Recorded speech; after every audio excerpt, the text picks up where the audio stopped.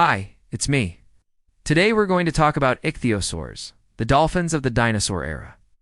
You can find fossils of these amazing creatures in the top 2 spots on our list of best places to find fossils: United States and the United Kingdom.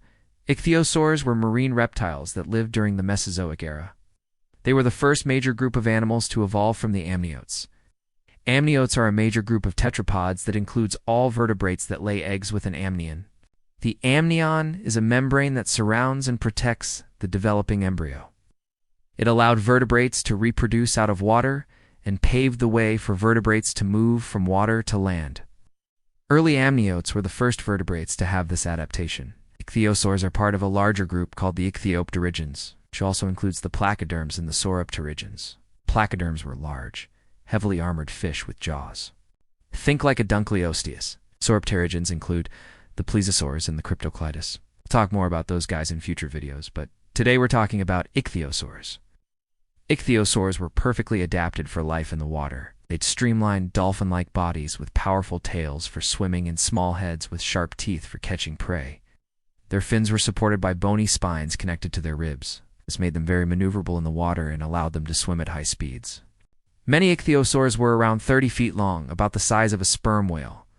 However, some species grew up to 85 feet long. That's the size of a blue whale. Yes, you heard that right, 85 feet. Just to put that into perspective, the largest dinosaur ever discovered was only about 122 feet long. So this whale-sized ichthyosaur was almost as big as the biggest dino. What makes ichthyosaurs even more fascinating is that they evolved from land-dwelling ancestors, but then returned to the sea. Their ancestors were probably small lizard-like creatures that looked something like a gecko. Over millions of years, they evolved into the giant marine reptiles we know today. Ichthyosaurs were also one of the first groups of animals to go truly global. Fossils have been found in almost every continent on Earth, and they were particularly abundant in the Tethys Ocean, which surrounded the supercontinent Pangaea.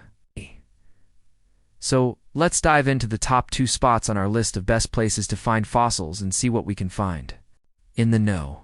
1 spot on our list, we head to North America. More specifically, we're going to Nevada and the state capital of Carson City. While walking through town, you might run into Bill and Gary. Bill is a famous paleontologist who has discovered many important fossils in Nevada, including several ichthyosaurs. Once found an ichthyosaur skeleton so complete that it even had skin impressions. This fossil was later named in his honor Basilosaurus carsone.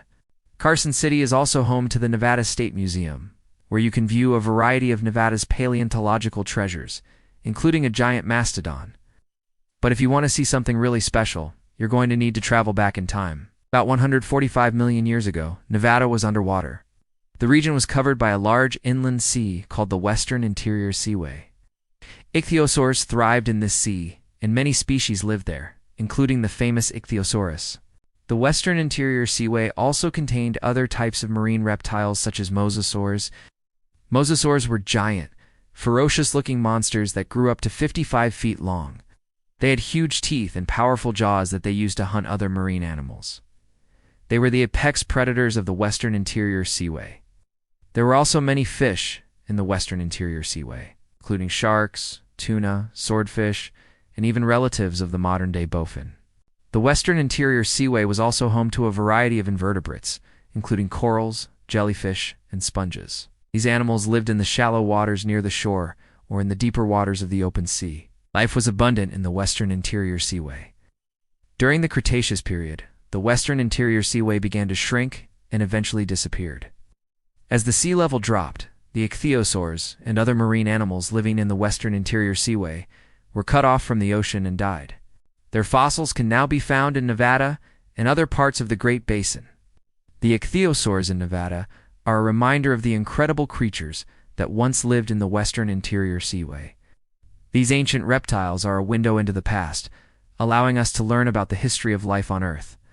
Our next stop on the list takes us across the pond to the United Kingdom. More specifically, we're headed to Lyme Regis in the county of Dorset.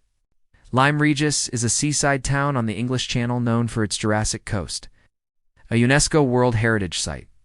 The Jurassic coast is famous for its wealth of fossils, especially from the Jurassic period. The town is also home to the Lyme Regis Museum, which contains a vast collection of fossils from the Jurassic coast. One of the most famous fossils from Lyme Regis is the Ichthyosaur. Ichthyosaurs were first discovered in Lyme Regis in the early 19th century. Since then, dozens of skeletons have been found in the area. Lyme Regis is also home to the largest Ichthyosaur skeleton ever found in Britain. The fossil was discovered in 1909 and is now on display at the Natural History Museum in London, about 200 million years ago. Lyme Regis was located in the middle of the Tethys Ocean. Back then it was a busy seaport. Because of its location on the edge of the supercontinent, Pangaea, Lyme Regis was a hub for trade between the east and west coasts. Ships would arrive from far-flung places like India and China, bringing exotic goods to eager customers. The port was also a popular place for sailors to relax and socialize. Taverns and inns lined the waterfront, providing sailors with a place to drink and swap stories of their adventures at sea. But it wasn't just sailors who frequented the port. Fishers would bring their catch of the day to the bustling marketplace. The air would be filled with the sounds of haggling as merchants and customers alike tried to get the best deal. The smell of fresh fish would mingle with the salty temps of the sea, creating a truly unique atmosphere. But the bustling port was not the only thing to see in Lyme Regis. The town was also home to a number of temples and shrines dedicated to the gods and goddesses of the sea. Mariners would come from far and wide to pay homage to the deities and ask for their protection on their journeys. The priests would conduct rituals and offer sacrifices in hopes of appeasing the gods and ensuring safe passage for ships. In addition to the port, Lyme Regis was also home to a number of fine homes. The wealthy merchants who controlled the trade in the town would often build large houses with beautiful gardens. These homes were a testament to the wealth and power of the merchants and a symbol of the importance of Lyme Regis. Overall, Lyme Regis was a busy and vibrant city during the age of the Ichthyosaurs. The port was a hub of activity as ships came and went, bringing goods and people from all over the world. The temples and shrines were a place of worship for the local population, and the fine homes were a symbol of the wealth and power of the merchants who lived there. If you ever visit Lyme Regis, be sure to explore the town and learn about its rich history. You never know what you might discover. Thanks for coming along on this journey through time. Don't forget to share your thoughts on the Ichthyosaurs in the comments section below. And while you're at it, subscribe to our channel for more fun and educational content. Till next time, keep exploring the world around you and learning new things. Who knows? You might just discover something amazing.